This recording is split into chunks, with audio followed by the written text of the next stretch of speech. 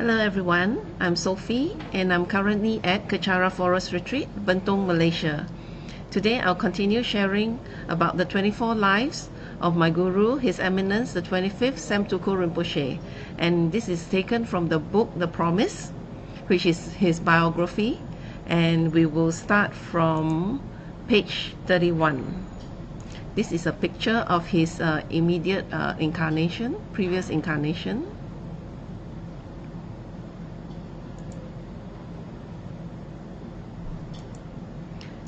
Page 32, Khentrul Thupten Lamsang Rinpoche. Born amidst auspicious signs during his mother's pregnancy, the clear and unmistaken incarnation of Gendun Ngedrak was personally identified by none other than His Holiness Kabje Trijang Rinpoche, one of the most prominent Buddhist masters of our time. This incarnation was called Khentrul Thupten Lamsang Rinpoche, a name that continues to resonate across the monastic community today. The early days. Although originally assigned to Drigong Tangka Monastery in the town of Tangka near Lhasa, Khentrul Thupten Lamsang Rinpoche later joined the elite monastic community of Ganden Shatse Monastery in Lhasa, one of Tibet's largest and most famous monastic universities, where he was recognized as the incarnation of their 72nd abbot, Gendun Ngedrak.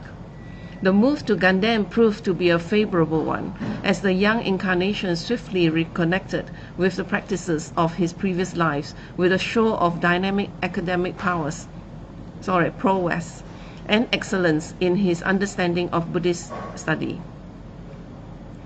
Under the excellent tutelage of His Holiness Kabje Trijang Rinpoche, Khentrul Rinpoche attained the Geshe Larampa degree just as he had in his previous incarnation as Gendun Ngedrak, usually requiring at least 30 years of study. Khentrul Rinpoche attained the degree at a young age, way ahead of his peers. He continued his studies at the prestigious Gyuton Tantric College, one of the highest monastic institutions of the Tibetan Buddhist world, specializing in the most advanced teachings and practices of Tantra.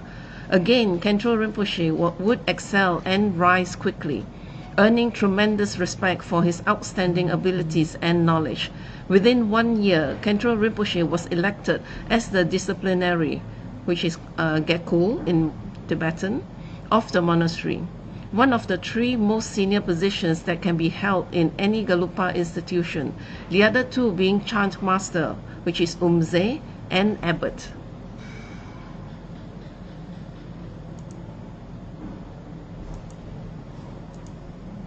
Page 33, Reviving Buddhism.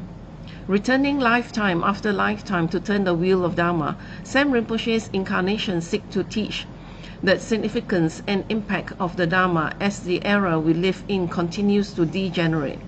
While the works of previous incarnations brought the Buddha's teachings to Dharma-barren land, Khentrul Thupten Lamsang Rinpoche's work involved reviving the Dharma in places where it was beginning to dissipate. With his wealth of knowledge, erudite training, and mastery of the teachings and practices, Khentrul Rinpoche was sent by His Holiness Kabje Trijang Rinpoche to some of the most remote parts of Tibet to restore dilapidated monasteries and reignite the teachings and practices in those areas. Khentrul Rinpoche's first such assignment was Dadokang Monastery, a branch of Gyutong Monastery in the remote state of Pari that borders Tibet and India. When Khentrul Rinpoche first arrived in the area, Dharma activities was scarce and little support for the monastery and infrequent interactions with the lay community. With little support for the monasteries and infrequent interaction with the lay communities. During his 3 years tenure as abbot of Dadongka Monastery, Khentrul Rinpoche overcame all odds and succeeded in making the Dharma grow once again. Khentrul Rinpoche refurbished the monastery, built large Buddha statues, and reintroduced the practice of extensive pujas, which is prayer rituals, for the people of Pari. The revival of activities restored faith in the hearts of both the lay and ordained communities.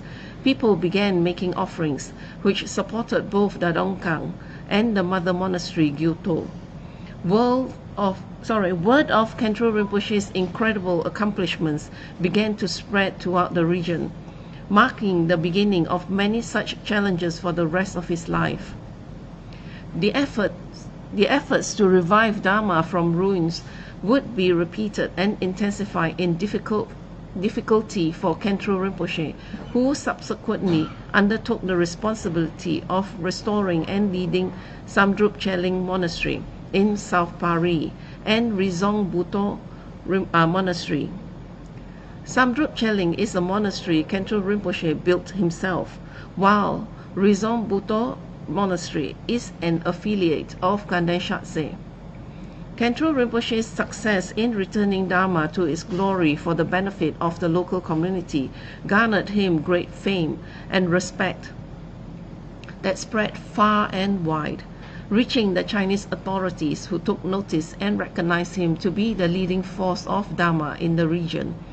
Khentrul Rinpoche established what would become thriving Dharma communities that further improved the conditions of the monasteries, created large central images of worship, and directed resources back to the mother monasteries of Kanden and Gyuto. Today, the same passionate and tenacious spirit lives on in the succeeding and current incarnation, Sam Rinpoche, who is spearheading the growth of Dharma in places where it is still in its infancy. Like his predecessors, Sam Rinpoche has dedicated his life to creating life-size Buddhist images, building physical Dharma institutions of learning, as well as disseminating spiritual teachings to millions and creating Dharma communities through the internet, reaching the most unlikely corners of the world.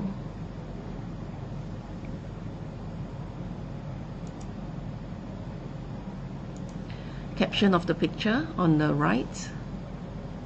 Sam Monastery, located in Yara, in the eastern region of Kham, Tibet, was established by the great master Jamyang Gawe Lodro. Sam being the honorific Tibetan word for tooth.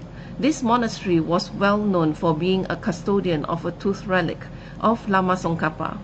Rinpoche's recognition name therefore has its origin in and is strongly linked to this monastery.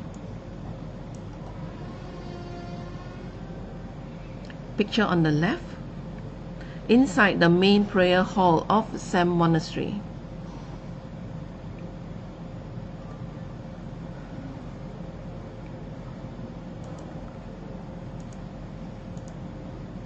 Page 35.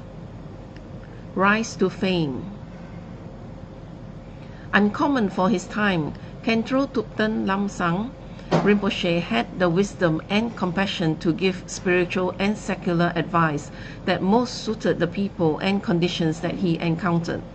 While it is accepted and even expected that a monk may be highly knowledgeable in spiritual matters, he would not necessarily be able to relate to worldly matters accurately in order to help lay people in their secular concerns.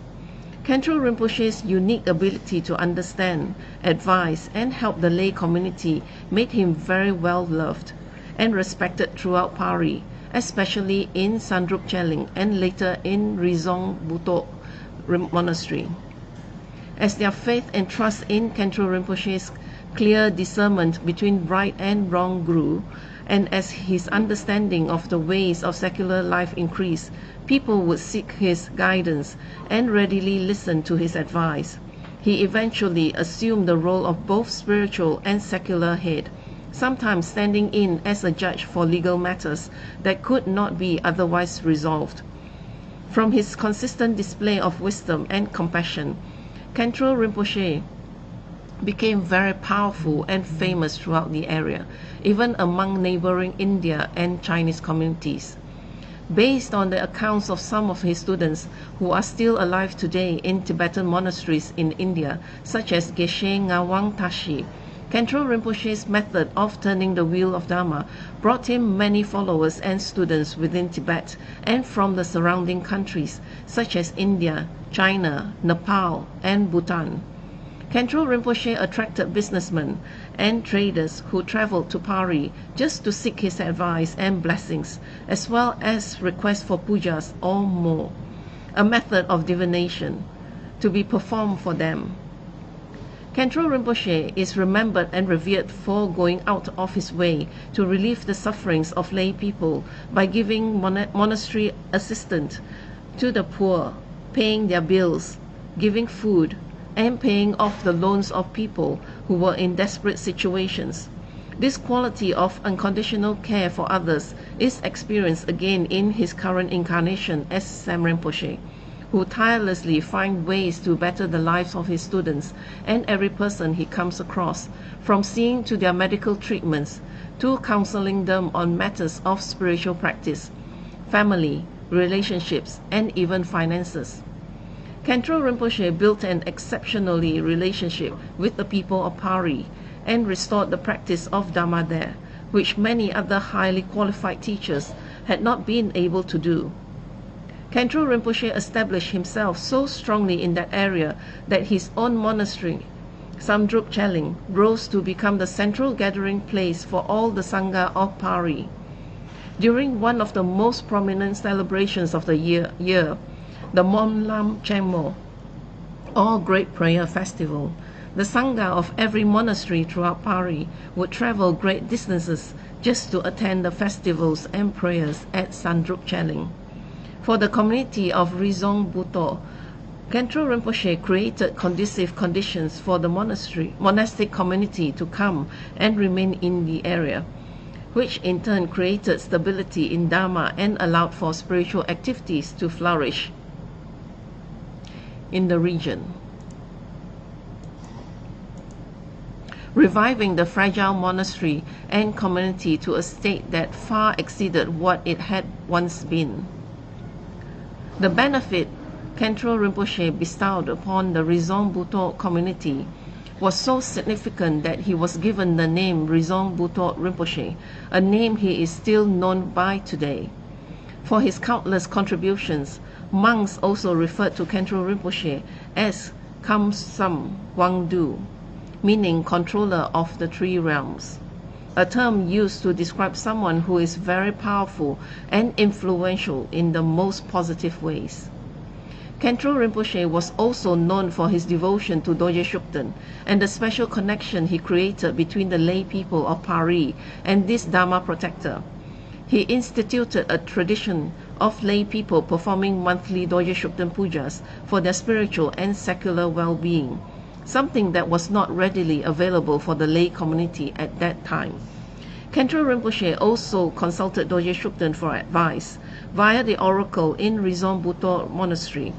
During the trance, Dorje Shugden would address the congregation in song, and Khentrul Rinpoche, being the only person who understood what the protector said, would write down his instructions.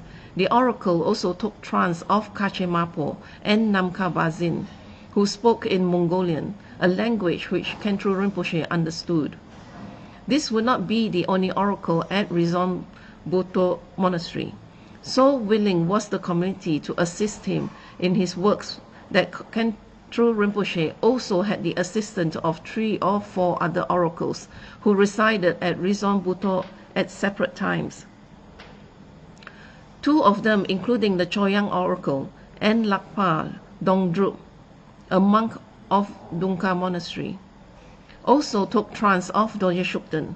Another oracle would take trance of a powerful mountain deity known as Langpu Sangha, who would spit out silver coins while in trance, which were then used by Khentrul Rinpoche to provide financial assistance for his students. Khentrul Rinpoche's devotion to Dorje Shugden was unparalleled, and he was directly responsible for the establishment and spreading of Dorje Shugden's practice in Pari. This closeness between Lama and Protector has continued into this life, and monks today still comment on the remarkably close relationship between Sam Rinpoche and Dorje Shugden. A trust and faith in Khentrul Rinpoche and his works grew. As trust and faith in Khentrul Rinpoche and his works grew, people began to make generous donations and offerings to support the maintenance of the Pari monasteries and its monastic community. In the end, Khentrul Rinpoche offered up all of Samdrup Cheling to Gyuto Monastery, while Rizal Buto was already a branch of Kande Shatse. Hence, the many offerings and contributions made to Khentrul Rinpoche's institutions also went towards the larger mother monasteries. In every instant, Khentrul Rinpoche was known for offering everything he received to the monasteries, keeping nothing for himself. This high level of integrity and selflessness, together with his immense devotion to his spiritual home and teachers, earned Khentrul Rinpoche the ardent, lifelong respect from people everywhere.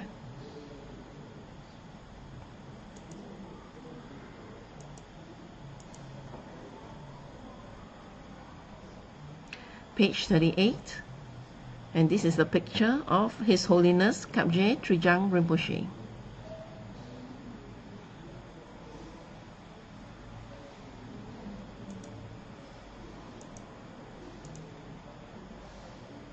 Page 39, like a piece of flesh from the heart. Khentrul Thupten Lamsang Rinpoche is especially remembered by monks today for his unparalleled practice of Guru devotion towards the previous Trijang Rinpoche, Lobsang Yeshe. Even as a child, Khentrul Rinpoche developed an extraordinarily close relationship with His Holiness Kapje Trijang Rinpoche, receiving many teachings directly from this master, who is still considered one of the leading fathers of the Gelugpa school of Buddhism. He was known to be one of the most important disciples of Trijang Rinpoche and was often referred to as Trijang Rinpoche's heart son.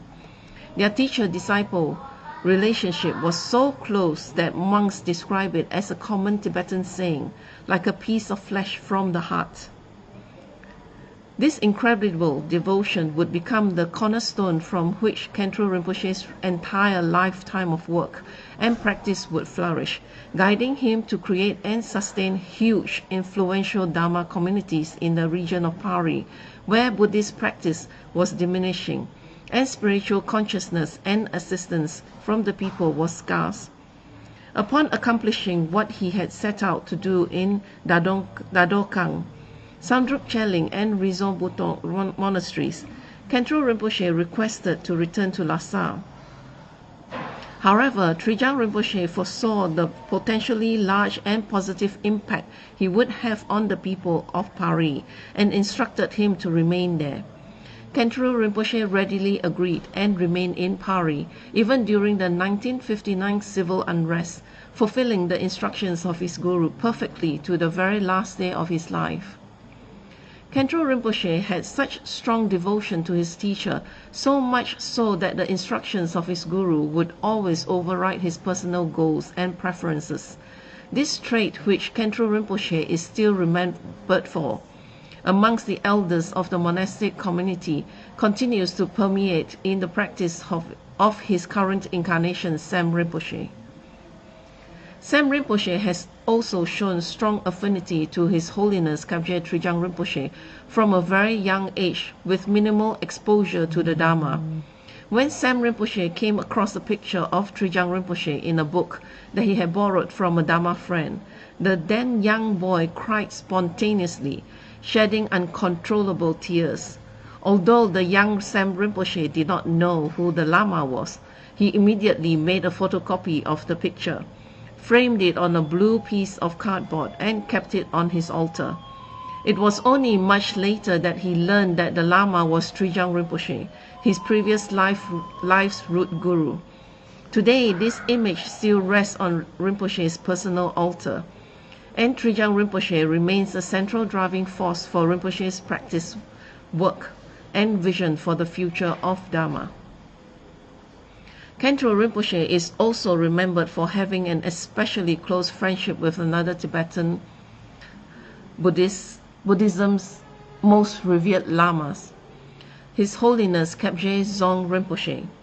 Known and loved for his strict and wrathful ways, the previous incarnation of Dzong Rinpoche was very much respected throughout the Gelugpa school for his incomparable debate skills and mastery of rituals and tantra. As contemporaries, Khentrul Rinpoche and Dzong Rinpoche were both students of His Holiness Khebje Trijang Rinpoche and enjoyed a strong relationship for much of their lives, often regarded to be as close as brothers. Both shared a similar spiritual journey of being abbots of monasteries, as well as teaching in places far from their spiritual homes. Dzong Rinpoche was also famous for traveling to as far west as Los Angeles in America to bring Buddhist teachings to Western communities. It was during his visit to America in 1983 that Dzong Rinpoche would once again meet his old friend, Khentrul Rinpoche, in the form of a young boy sporting red hair, skinny jeans, and a heart full of passion for the Dharma.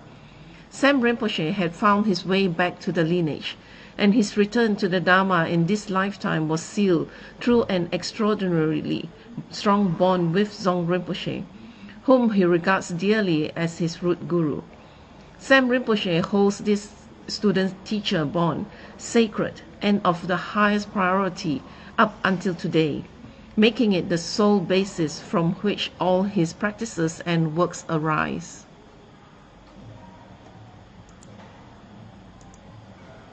Page 40. It was, in fact, from this very relationship that Sam Rinpoche would eventually make the promise, the single sacred commitment that paved the way for everything he does in the present and will continue to do in the future. In 1983, the young Sam Rinpoche made a promise to uphold a lifelong commitment to his teacher that would change his life and that of everyone he crosses paths with forever.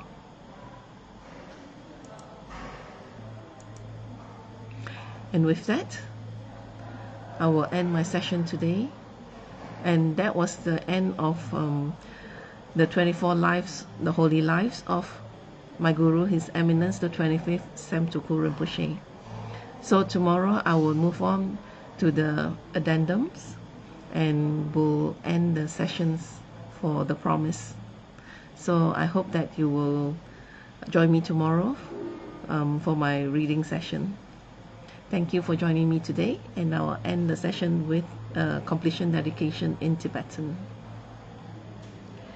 Jangju Senjo Rinpoche, Mage Panam Geyishi, Ge Panam Pame Payang, Goni Gondu Pewashu, Toni Towa Rinpoche, Mage Panam Geyishi, Ge Panam Pame Payang, Goni Gondu Pewashu, Daso Jini Sapage Wadi, Danandruwa Gunagam Padang, Jepa Jesu no Santrapai, Tamping Imporin the Sa, Se Sho, Ge Wakuntu Yandala Madang, Drame Choki Pala no Chochi, Sadam Langi Yoterazoni, Doje Changi Opangatus, Ge Wadi Yududa, Lama Sang Yudrione, Druwa Chika Malupa, De Sala Gopashu, Jogi Gapo Sungapa, Josunam Papewala, Geki Samasiwada, Tungi Malu Samashu, Nadam Songi Dusunda, Drewa Songi Latene, Gewa Losantrapai, Tampayu Riva, Gyushi, Ni Modele Sendele, Ni Megunyandelashi, Ni Sintatu Delepa, Conjo Sungi Jingilo, Conjo Sungi Ngodruso, Conjo Sungi Trasi Sho.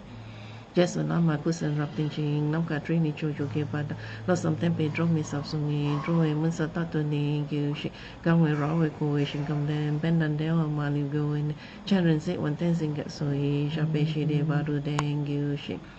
Home Tomping Odru Malupa, Dende Dala Sauduso, Kodan Dempa Long Shot Nam, Kepa Sushik Shukden Sal.